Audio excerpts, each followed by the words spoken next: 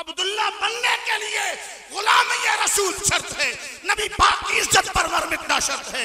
اسی لیے تو تاجدار گولڈا پیر نصیر الدین نصیر کہتے تھے فقط توحید کا شیطان بھی ہے قائل یوں تو، فقط توحید کا شیطان بھی ہے قائل یوں تو، شرط ایمان ہے محمد کی غلامی ہے۔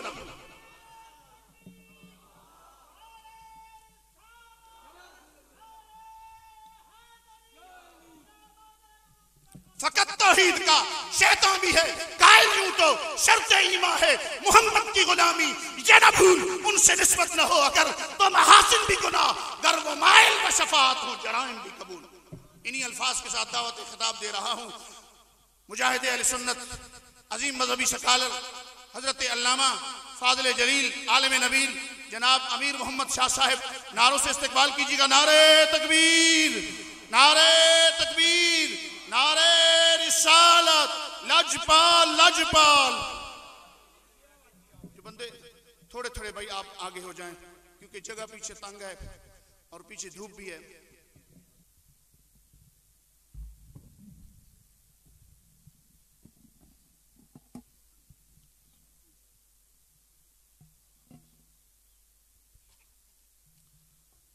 الحمدللہ رب العالمین والصلاة والسلام على سید الانبیاء والمرسلین وعلى آلہ واصحابہ اجمعین، اما بعد فاعوذ باللہ من الشیطان الرجیم، بسم اللہ الرحمن الرحیم۔ قال اللہ تبارک و تعالی فی القرآن الکریم، ما كان محمد أبا أحد من رجالكم ولكن رسول الله وخاتم النبيين وكان الله بكل شيء عليما۔ صدق الله العظيم۔ إن الله وملائكته يصلون على النبي يا أيها الذين آمنوا صلوا عليه وسلموا تسليما۔ اللهم صل على سيدنا ومولانا محمد وعلى آل سيدنا ومولانا محمد وبارك وسلم۔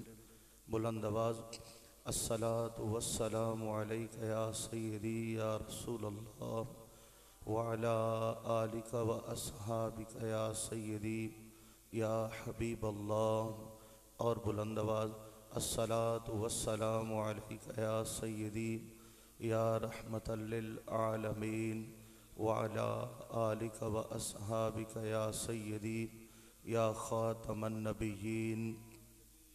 واجب الاحترام صدر محفل،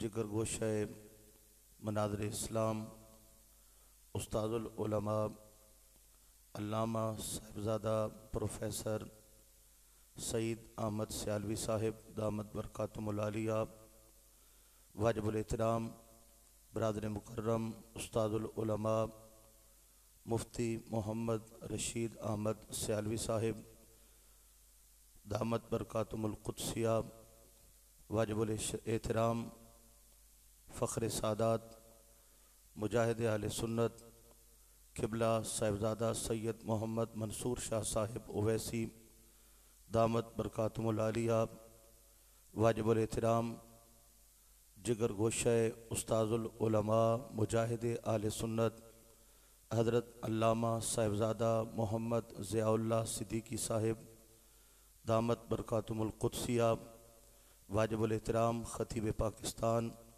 محترم جناب مولانا غلام محمد صدیقی صاحب دامت برکاتہم القدسیہ، اسٹیج کی زینت علماء ذی شان قرہ حضرات مفتیان کرام اساتذہ کرام، چمکتے دمکتے چہرے پنڈال میں تشریف فرما نبی کریم علیہ السلام کے پیارے پیارے غلام، اللہ تعالیٰ کا لاکھ لاکھ فضل و احسان، استاد العلماء استاد العرب والعجم مناظر اسلام حضور قبلہ شیخ الحدیث و تفسیر علامہ مفتی محمد ابراہیم سیالوی رحمۃ اللہ تعالی علیہ کے عرس پاک کی اس خوبصورت تقریب میں حاضری کا شرف نصیب ہوا۔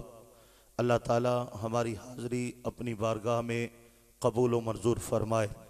سامعین محترم، قبلہ استاد محترم کا اتنا فیض ہے کہ آپ کے شاگردوں میں اس وقت بھی سینکڑوں مفتیان کرام، علماء ذیشان اور اسلامی کتب کے مدرسین اور جامعات کے متمم موجود ہیں، اور آپ کے عرس پاک پر خراج تحسین پیش کرنے والے علماء خطباء کی کوئی کمی نہیں ہے۔ آپ کی خدمت میں چند لمحات تحسین کے چند الفاظ پیش کرنا یہ ہمارے لیے باعث سعادت ہے، اور قبلہ برادر محترم استاد العلماء مفتی سعید احمد سیالوی صاحب کا شکریہ ادا کروں گا کہ اس قابل سمجھتے ہیں کہ یہاں لب کشائی کا موقع فراہم کرتے ہیں۔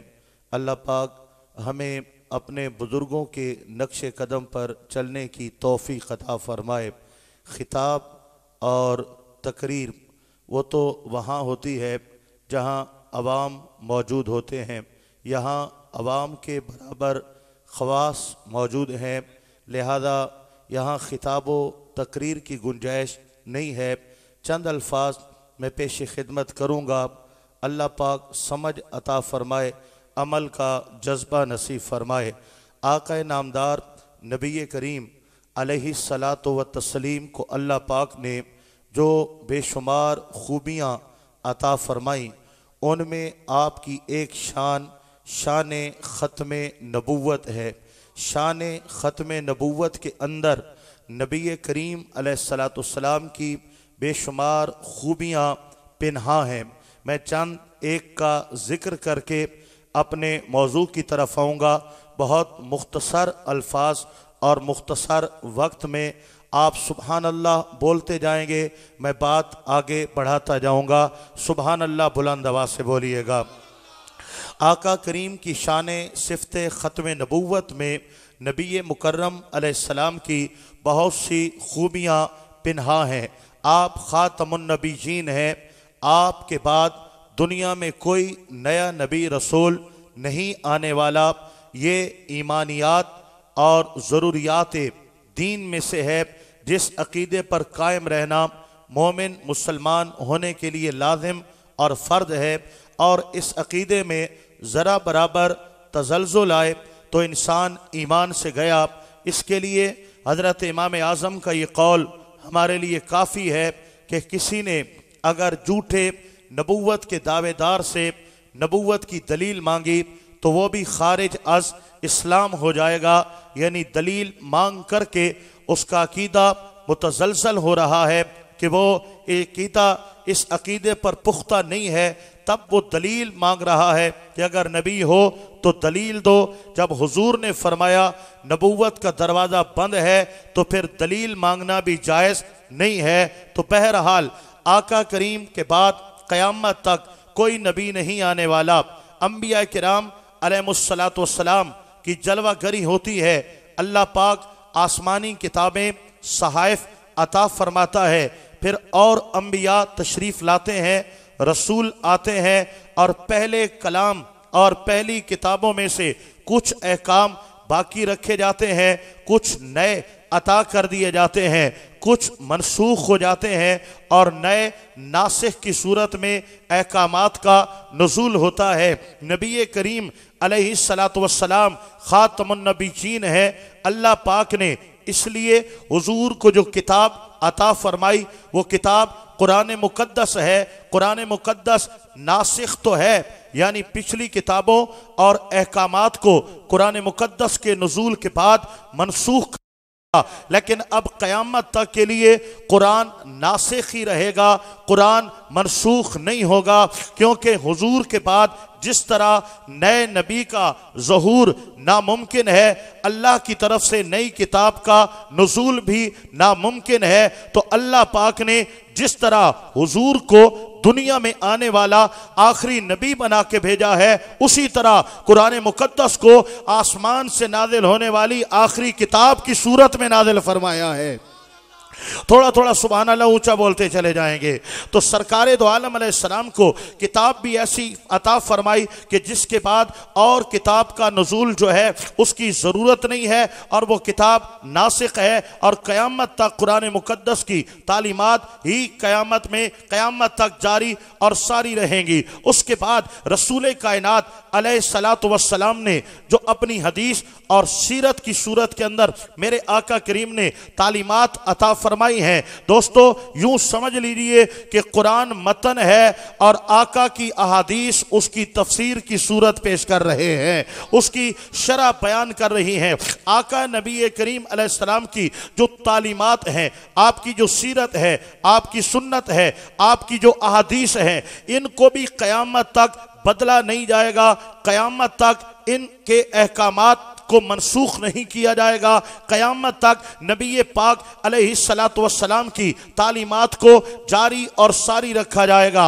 अब अगली बात सुनिएगा बड़ी तवज्जो के साथ, क्योंकि नबी मुकर्रम अलैहिस्सलातु वस्सलाम के बाद नबूवत का वजूद अब नामुमकिन है और कोई भी नए नबी अब दुनिया में नहीं आ सकते। लिहाजा नबी पाक अलैहिस्सलाम ने जो किताब दी वो क़यामत तक के लिए है, और हुजूर ने अपनी जो सीरत और अहदीस मुबारका अक़वाले मुबारका अता फरमाए वो क़यामत तक के लिए है। लेकिन अगर सिलसिला देखा जाए, अंबिया किराम आते हैं और चंद साल और कुछ अरसा जब उनको बीत जाता है, कौमें बदल जाती हैं, कौमें बिगड़ जाती हैं। आपके सामने है, वजाहत का वक्त नहीं है, तौरात को बदल दिया गया, ज़बूर का वजूद ख़त्म कर दिया गया, इंजील के अंदर रद्द बदल कर दिया गया। तो जब ज़माने नबूवत यानी किसी भी नबी अलैहिस्सलाम की ज़ाहिरी हयात को ज़ाहिरी तौर पे पर्दा फरमाए कुछ वक्त लगता है, तो उम्मतें बिगड़ जाती हैं, अहकामात बदल देते हैं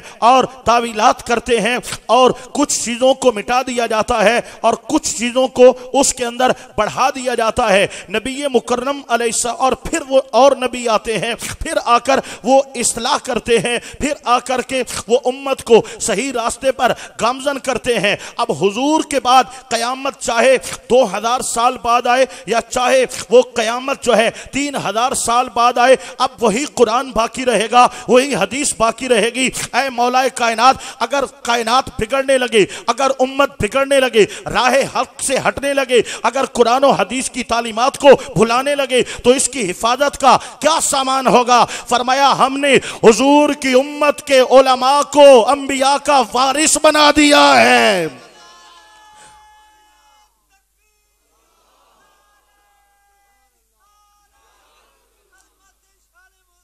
अल उलमा वरसतुल अंबिया, मेरे आका करीम ने उम्मत के उलमा को अंबिया का वारिस करार दिया। इसका मफहूम ये है कि अब कयामत तक नए नबी का वजूद तो हो गया महाल, नामुमकिन, जो आकर कौम को सीधे धारे पे चलाए। अल्लाह के कुरान की हिफाजत के लिए, मुस्तफ़ा के फरमान की हिफाजत के लिए, अहदीस और सीरत की हिफाजत के लिए, तालीमात इस्लामिया की हिफाजत के लिए, अहकामात दीनिया की हिफाजत के लिए हर दौर के अंदर अल्लाह पाक ने हुजूर की उम्मत के उलमा की ड्यूटी लगा दी है। हर दौर में कुर्बानियां देते रहेंगे, दीन मोहम्मदी की रखवाली करते रहेंगे।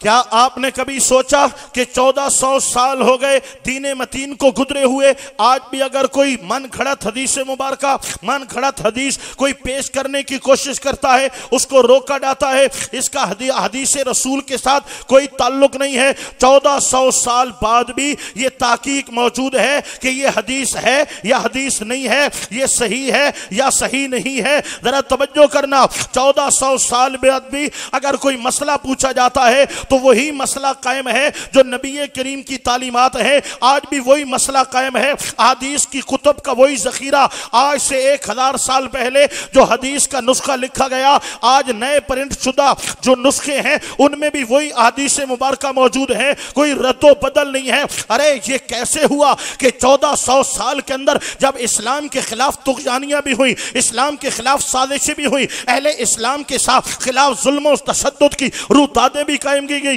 اسلامی کتب خانوں کو جلا دیا گیا، اسلامی کتب خانے اور بڑی بڑی لائبریریوں کو دریا برد کر دیا گیا، بڑے بڑے علماء کا قتل عام کیا گیا، اسلام پر ایسا عروج و زوال کے اوقات آئے کہ کبھی ایسا دور آتا ہے کہ وہ علاقہ اسلام کا گھر نظر آتا ہے، پھر ایسا دور آتا ہے وہاں اسلام کا نام و نشان نظر نہیں آتا۔ پھر بھی کون ہے جس نے آج تک دین محمدی کو سنبھالا ہوا ہے؟ مسلمانوں یہ ماننا پڑے گا، علماء کرام کا یہ احسان ہے، ملت پر علماء ذی شان کا یہ احسان ہے، امت محمدیہ پر، ہماری نسلوں پر۔ آج ہمارے گھروں میں کلمہ بھی نہ ہوتا، آج یہ اذانوں کی آوازیں نہ آتی، آج یہ تلاوت قرآن کی صدائیں نہ ہوتی، آج ہمارے سینے ایمان سے روشن نہ ہوتے، آج حلال و حرام میں فرق نہ ہوتا۔ 14 صدیوں تک جن لوگوں نے دین کی حفاظت کی ہے وہ حضور کی امت کے علماء ربانیین ہیں۔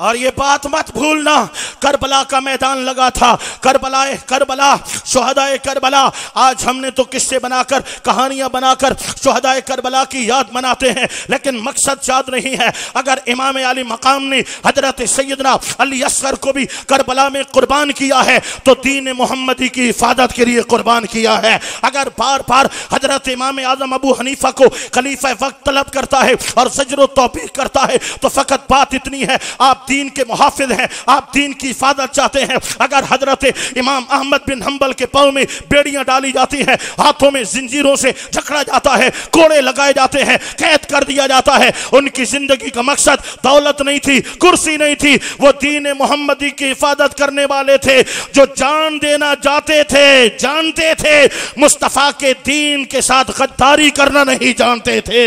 یہ ایک تسلسل ہے جو چلتے چلتے حضرت مجدد الفسانی تک پہنچتا ہے، اور دین اکبری کی جو ہے آپ بے کنی کرتے ہیں اور آپ کو مجبور کیا جاتا ہے، جیل میں ڈال کر آپ کو مجبور کیا جاتا ہے، ظلم کر کے آپ کو مجبور کیا جاتا ہے، کوڑے لگا کر کہ اے مجدد الفسانی دین اکبری کا ساتھ دو۔ بہت سے لوگ ہمارا ساتھ دے چکے ہیں جو عالم بھی کہلاتے ہیں، استاد العلماء بھی کہلاتے ہیں، مفتیان وقت بھی کہلاتے ہیں، آپ بھی ہمارا ساتھ دو۔ فرمایا مار ڈالو، مر کر بھی دین اکبری کی بات نہیں کروں گا، دین محمدی کی بات کروں گا۔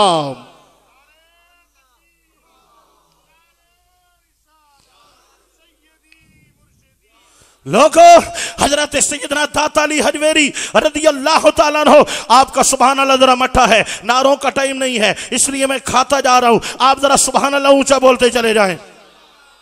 حضرت سیدنا داتا علی حجویری رضی اللہ تعالیٰ عنہ یہ کون ہیں جنہوں نے عرب سے دین کو اٹھا کر ہندوستان کی گلیوں میں عام کیا ہے؟ حضرت خواجہ معین الدین چشتی اجمیری رضی اللہ تعالیٰ عنہ کون ہیں جنہوں نے اسلام کی روشنی کو عرب سے اٹھایا اور ہندوستان کی سرزمین پہ لاکھوں سینوں کو عشق محمدی سے منور کر دیا؟ استقبال کر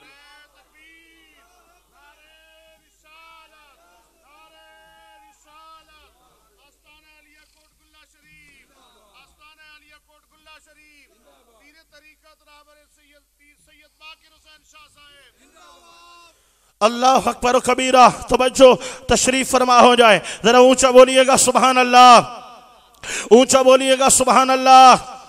سامعین محترم، اس آستانہ عالیہ کے چشم و چراغ تشریف لائے ہیں، اللہ پاک نے جن کو سعادات کی نسبت کی بلندی بھی عطا فرمائی ہے اور علم و عمل کی دولت بھی عطا فرمائی ہے اور عاجزی اور انکساری کی انتہا بھی عطا فرمائی ہے۔ اللہ پاک اس آستانے کو سلامت رکھے اور تادیر قائم اور دائم رکھے۔ ذرا سبحان اللہ اونچا بولیے گا۔ میں عرض کرنے جا رہا ہوں دوستو، مکمل تفصیلات میں جانے کی مجھے وقت اجازت نہیں دیتا، اتنا سن لیجئے یہ اولیاء کرام ہیں، وہاں سے دین کو اٹھایا اور ہندوستان کی سرزمین کو نبی کریم علیہ الصلوۃ والسلام کے کلمے سے بھر دیا، ایمان سے بھر دیا، اسلام سے بھر دیا۔ اگر آپ دیکھنا چاہتے ہیں کہ کون ہیں جنہوں نے 14 صدیوں تک وہاں سے یہاں تک دین کو سنبھالا اور آج ہمیں دین عطا فرمایا، اگر دیکھنا چاہتے ہیں کون ہیں جنہوں نے مدینہ پاک سے ایمان کی دولت کو لیا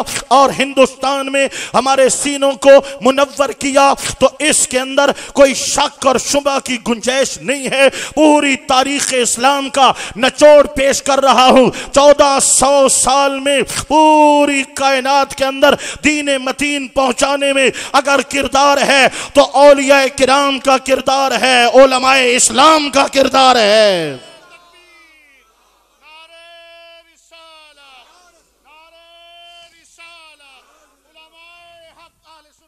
سامعین محترم، آج ہم نے پیری مریدی ہاتھ چومنے اور چمانے کا نام بنا لیا، آج ہم نے پیری مریدی تعویذات لینے اور دینے کا نام بنا لیا، لیکن یاد رکھو یہ جتنے بڑے آستانے ہیں، چاہے وہ آستانہ عالیہ توسہ شریف ہے، چاہے آستانہ عالیہ مہار شریف ہے، چاہے آستانہ عالیہ پاک پتن شریف ہے، چاہے وہ آستانہ عالیہ گولڑا شریف ہے، چاہے وہ آستانہ عالیہ بھور شریف ہے، چاہے وہ آستانہ عالیہ دنیا کے پاکستان کا کوئی بھی خطہ ہے، آستانہ عالیہ کوٹ اللہ شریف ہے، جہاں جہاں یہ اللہ والے بیٹھے ہیں، یہ ہاتھ چمانے کے لیے تعویذات دینے کے لیے نہیں آئے تھے، بلکہ ہندوؤں کے سینے میں محمد کے کلمے کی روشنی پہنچانے کے لیے آئے تھے۔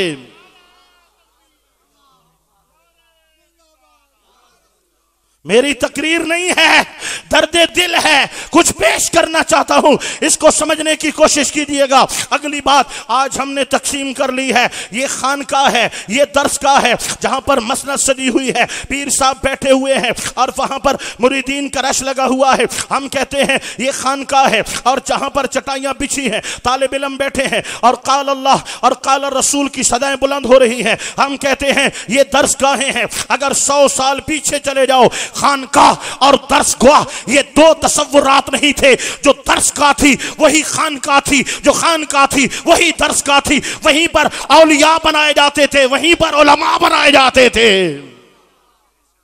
ایک عالم وقت کا شیخ کامل بھی ہوتا تھا، ولی کامل بھی ہوتا تھا، اور وہی استاد العلماء بھی ہوتے تھے، وہی مفتی اعظم بھی ہوا کرتے تھے، لیکن بعد میں اس نظام کو جدا کر دیا گیا، اور پھر آج جو کچھ ہو رہا ہے بیان کرنے کے قابل نہیں ہے۔ اللہ اکبر و کبیرہ۔ دوستو، کچھ لوگ ایسے آئے کہ جنہوں نے مدارس میں بیٹھ کر دین کی خدمت کی، کچھ لوگ ایسے آئے کہ جنہوں نے میدان عمل میں نکل کر کے نبی کریم علیہ الصلوۃ والسلام کے دین کی محافظت کی، کچھ لوگ ایسے آئے جنہوں نے ہر محاذ پر ڈٹ کر کے حضور آقا کریم کی عزت و ناموس کا پرچم لہرایا۔ ان لوگوں کے اندر جن کو اللہ پاک نے اتنی صفات کاملہ عطا فرمائی ہیں، بڑی شخصیات کے نام میرے ذہن میں آ رہے ہیں، لیکن ان میں ایک بڑا نام امام اہل سنت مجدد ملت امام احمد رضا خان کا نام نظر آتا ہے۔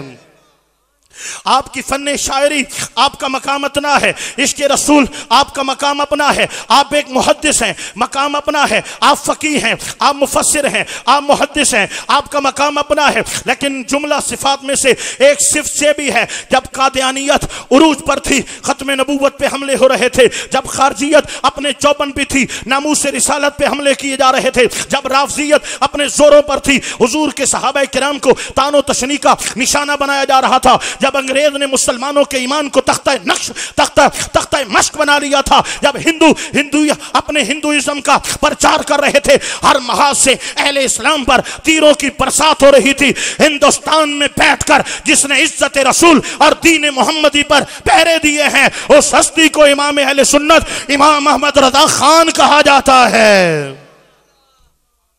کچھ علماء ایسے ہیں جن کا ان کے شاگردوں میں تذکرہ خیر ہوتا ہے، اور کچھ ہستیاں ایسی گزرتی ہیں کہ ان سے پڑھا یا نہ پڑھا ہر شخص ان سے عقیدت رکھتا ہے۔ یہ ہستیاں بہت کم ہیں، اور یقین جانیے جو وصف جو کمال امام اہل سنت کی شخصیت میں نظر آتے ہیں، جو جذبہ، جو ولولہ، جو عشق رسول، جو ذکر و فکر حضرت حضور شیخ الاسلام خواجہ قمر الدین سیالوی رحمت اللہ علیہ میں نظر آتے ہیں، اور جو ولولہ حضرت محدث اعظم پاکستان مولانا سردار احمد خان رحمت اللہ علیہ میں نظر آتا ہے، جو جذبہ حضرت غزالی زمان میں نظر آتا ہے، وہی علم، وہی شوق، وہی ولولہ، وہی درد، وہی امت محمدی کے لیے کچھ کر جانے کا شوق ہمیں مناظر اسلام استاد العلماء حضرت محمد ابراہیم سیالوی صاحب کی شخصیت میں نظر آتا ہے۔ سامعین محترم، آپ نے وہاں بھچرا کے پسماندہ علاقے میں بیٹھ کر کے اسلام کا وہ مرکز قائم کیا ہے کہ بڑے بڑے شہروں کے اندر، بڑے بڑے مراکز کے اندر اتنا علم کا فیض نہیں پایا جاتا جو وہاں بھچرا کے دیہات کے اندر بیٹھ کر حضور استاد العلماء نے فیضان فرمایا ہے۔ بڑے بڑے مراکز اور بڑی بڑی یونیورسٹیز کے اندر جاتے ہیں درد دل رکھنے والے، علم کا ذوق اور شوق رکھنے والے، لیکن وہ پیاس وہاں نہیں بجھائی جاتی جو حضور مناظر اسلام کے قدموں میں پیاس بجھائی جاتی ہے۔ حضرت شیخ الحدیث و تفسیر مناظر اسلام مولانا محمد ابراہیم سیالوی رحمت اللہ تعالی علیہ صرف آپ کے شاگرد آپ سے عقیدت نہیں رکھتے، بلکہ جو آپ کی شخصیت سے آگاہ ہے، آپ کا نام آتے ہی ان کی آنکھیں ادب سے جھک جھک جایا کرتی ہیں۔ آپ کا نام آتے ہی دل کی دنیا ادب کا پیکر بن جایا کرتی ہے۔ آپ کا نام آتے ہی اچانک روح آپ کی زندگی کو، آپ کی خدمات کو خراج تحسین پیش کرنا شروع کر دیتی ہے۔ دوستو سن لو، حضرت مناظر اسلام شیخ القرآن، شیخ الحدیث و تفسیر، علامہ مفتی اعظم پاکستان محمد ابراہیم سیالوی رحمت اللہ تعالی علیہ کی زندگی کا نچوڑ پیش کر رہا ہوں۔ امام اہل سنت امام محمد رضا خان تاجدار بریلی نے جس طرح ہندوستان میں بیٹھ کر، بریلی میں بیٹھ کر اسلام اور اہل حق اور اہل علم اور اہل سنت کے خلاف اٹھنے والے ہر فتنے کو دبایا اور ہر محاذ پر دین متین کی خدمت کی، توجہ پوری دینا تاکہ جملہ ضائع نہ ہو جائے، ذرا سبحان اللہ اونچا بولیے گا۔ دوستان گرامی، حضرت شیخ الحدیث و تفسیر مناظر اسلام مولانا محمد ابراہیم سیالوی رحمت اللہ تعالی علیہ، آپ ایک کامل مفتی ہیں، مفتی اعظم ہیں۔ مفتی اعظم کون ہوتا ہے؟ ملک بھر کے تمام مفتی جس کے زیر سایہ کام کرتے ہیں اس کو مفتی اعظم کہا جاتا ہے۔ توجہ دینا، استقبال کر لیجئے، پھر بات آگے بڑھاؤں۔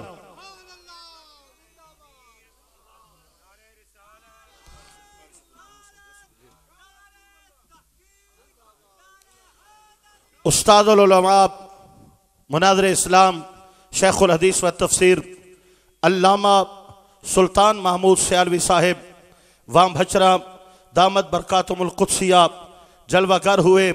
یقیناً آپ کی تشریف آوری اس اسٹیج کے لیے باعث زینت بھی ہے اور باعث فخر بھی ہے۔ اللہ پاک آپ کا سایہ اہل سنت پہ تادیر قائم اور دائم فرمائے۔ ذرا آمین اونچا بولیے، سبحان اللہ اونچا بولیے۔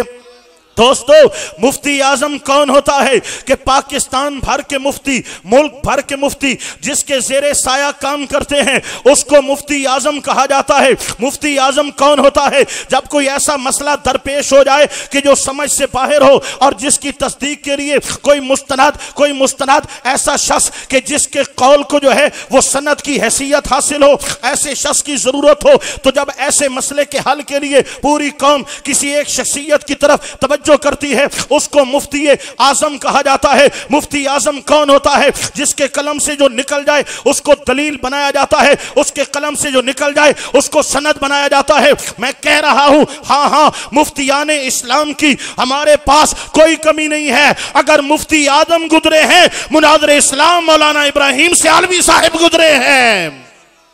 سبحان اللہ، مٹھا کریں دے پیاؤ ذرا اچھا اچھا کو سبحان اللہ۔ सामिने मोहतरम, बेशक आप सदरुल मुदर्रिसीन हैं, सदरुल मुदर्रिसीन हैं। बेशक बहुत से मुदर्रिसीन हैं जो हजारों हजारों हजारों हजारों मदारिस के अंदर बैठकर हजारों मुदर्रिसीन तदरीस कर रहे हैं, इल्मे दीन पढ़ा रहे हैं। सदरुल मुदर्रिसीन कौन होता है? अपने जमाने के अंदर जो सबसे लायक फायक हो, सबसे लायक फायक हो और फन्ने तदरीस के अंदर जिसकी मिसाल दी जाती हो, उन चंद नामों में एक नाम उस्तादुल उलमा मौलाना मोहम्मद इब्राहिम सियालवी का नाम भी नजर आता है। जरा सुभान अल्लाह ऊंचा ऊंचा दे बनो बात कल मुकाउन अली करा, अल्लाह अकबर व कबीरा। आप सदरुल मुदर्रिसीन भी हैं, आप मुनादरे इस्लाम भी हैं। मुनादरे इस्लाम, मुनादरे इस्लाम, हमने फन मुनादरा के माहिरीन को देखा है। कोई एक फन के अंदर एक मसले पर जो है महारत रखता है, दो मसाइल पर महारत रखता है। कोई खारजियत के खिलाफ महारत रखता है, कोई गैर मुक़ल्लिदियत के खिलाफ महारत रखता है, कोई रफ़ज़ियत के खिलाफ महारत रखता है, कोई कादियानियत के खिलाफ महारत रखता है। ये उस्तादुल उलमा है। जब भी वक्त आया, अगर कादियानियों की बात आई तो मुनादरे इस्लाम सीना तान के खड़े हैं, अगर राफ़ज़ियत की बात आई तो मुनादरे इस्लाम सीना तान के खड़े हैं, खारजियत की बात आई तो मुनादरे इस्लाम सीना तान के खड़े हैं। फरमाया लोगों, मैं दीन मुस्तफा का पहरेदार हूं, जिस महाज पर जो भी आएगा ये मुस्तफा के दीन का नौकर सीना तान के आएगा। और पीर सियाल लजपाल का गुलाम बताएगा कि जब तक हुजूर के ऐसे नौकर दुनिया में जिंदा हैं, दीन मोहम्मदी पे आंच नहीं आने देंगे।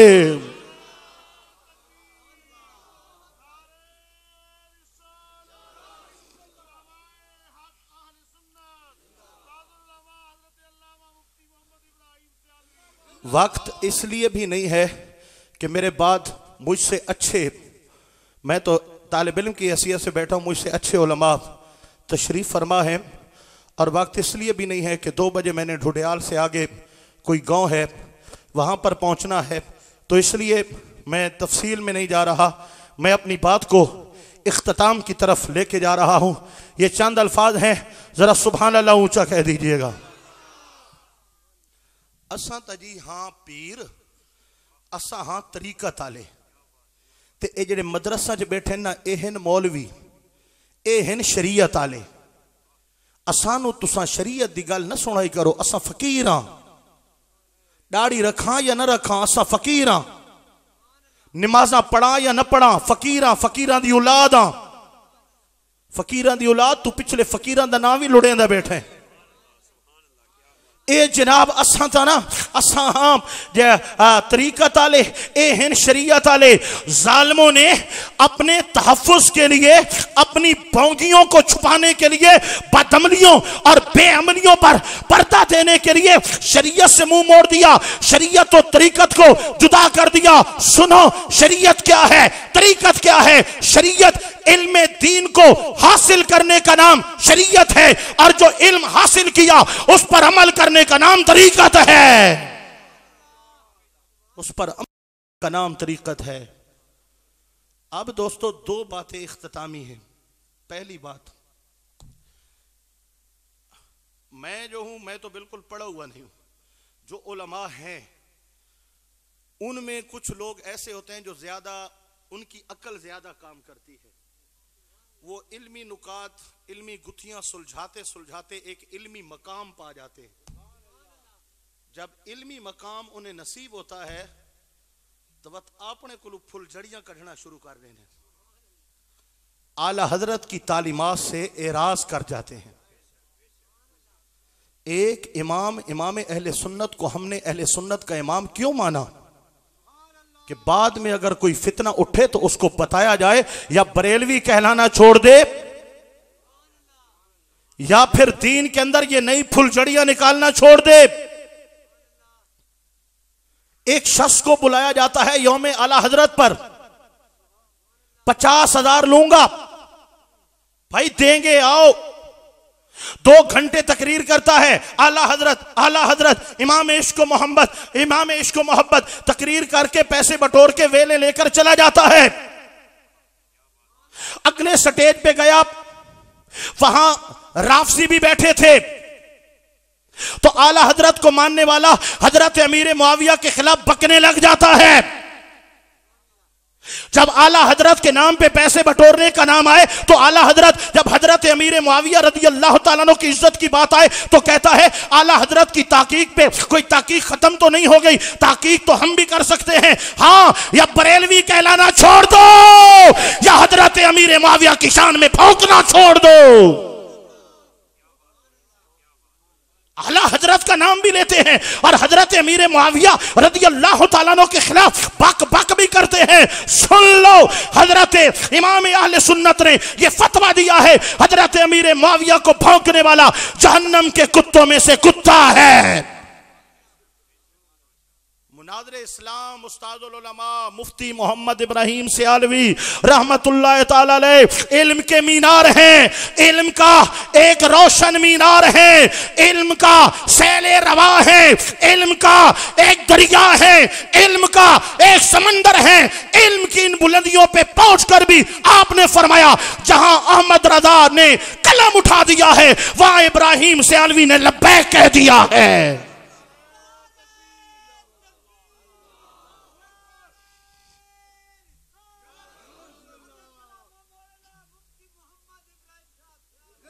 بندہ آن پڑھ ہوندہ ہے نا کتھوں مسئلہ لاب ہے بھائی جڑا ہے نا اے ثواب ہے او کرنا شروع کر دیں دے, بھائی اے بھی ثواب ہے او کام ہی شروع کر دیں دے, مستحبات دا بھی پتہ لگ وجے نا او بھی کریں دے تے بندہ جو پڑھ دا ویندہ ہے دل سخت تھی دا ویندہ ہے. وقت سنتا نو بھی چھوڑی وداؤں دے, صرف فرداں تے گزارا کر کے دے, نائی پڑھا تا نفل ہی نہیں چھوڑیں دا, پڑھ لکھ گیا ہے تو ہون سنتا تو ہی آدھا بھائی فرض کافی ہیں. علمی دلیلہ عقلی دلیلہ نے ہونا شروع کر دیں.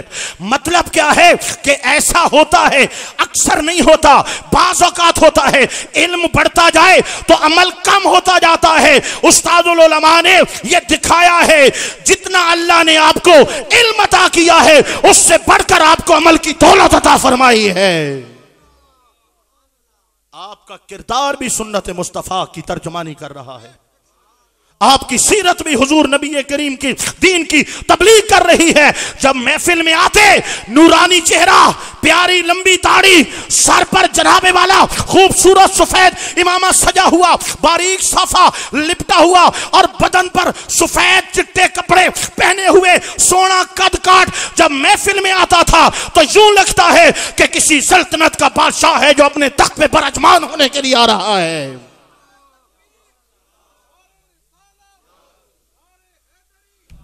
اور یہ وصف کہ وقت کی تند و تیز ہوائیں جن کو ہلا نہ سکیں, زمانے کے بڑے بڑے جابر ظالم لوگ جس کے پایا استقلال میں جنبش پیدا نہ کر سکیں, یہ خاص لوگوں کا وصف ہے. ان الذین قالوا ربنا اللہ, کہا اللہ ہے ہمارا رب ہے, ثم استقاموا پھر ڈٹ گئے. یہ چند مردان خدا ہوتے ہیں جن میں مناظر اسلام مولانا ابراہیم سیالوی کی شخصیت بھی نظر آتی ہے. ہر محاذ پہ ڈٹے رہے, نہ جھکے ہیں نہ بکے ہیں. ایک شخص کہنے لگا آپ بھی مولانا ہو اور وہ جو ڈیرے سے آ رہا ہے وہ بھی مولانا ہے, تو مولانا کا ساتھ دے گا؟ میں نے کہا وہ مولانا ہے, وہ تو دین کے لیے ننگ ہے, دین کے لیے عار ہے, مولانا کے ساتھ نہیں جائیں گے. میں نے کہا ہم مولانا کی روش اور سوچ اور جو اس کی سیاست کا زاویہ ہے, ہم تو ایسی سوچ پہ لعنت بھیجتے ہیں, کیوں نہیں جائیں گے؟ کل تو آپ نکلے تھے, میں نے کہا وہ کرسی کے لیے نکلا ہے, وہ ڈیزل کے لیے نکلا ہے, وہ عہدوں کے لیے نکلا ہے, وہ دولت کے لیے نکلا ہے, وہ جھکنے والا بھی ہے, وہ بکنے والا بھی ہے. ہم کل نکلے تھے تو ناموس رسالت کے لیے نکلے تھے, ختم نبوت کے لیے نکلے تھے. جب ملک ممتاز حسین قادری کو شہید کیا جا رہا تھا مولانا کیوں خاموش تھا؟ جب سلیمان تاثیر گستاخیاں کر کے دندناتا پھر رہا تھا یہ مولانا کیوں خاموش تھا؟ جب آسیہ ملونہ کو رہا کیا جا رہا تھا مولانا کیوں خاموش تھا؟ جب ختم نبوت کے بل میں ترمیم ہو چکی تھی مولانا کیوں خاموش تھا؟ آج نکلا ہے اور کہتا ہے ملک بچانے چلا ہوں. سن لو, وہ جب بھی نکلے گا کرسی کے لیے نکلے گا, یا رسول اللہ کہنے والا, لبیک یا رسول اللہ کا نعرہ لگانے والا جب بھی نکلے گا ناموس رسالت کے لیے نکلے گا, ختم نبوت کے لیے نکلے گا.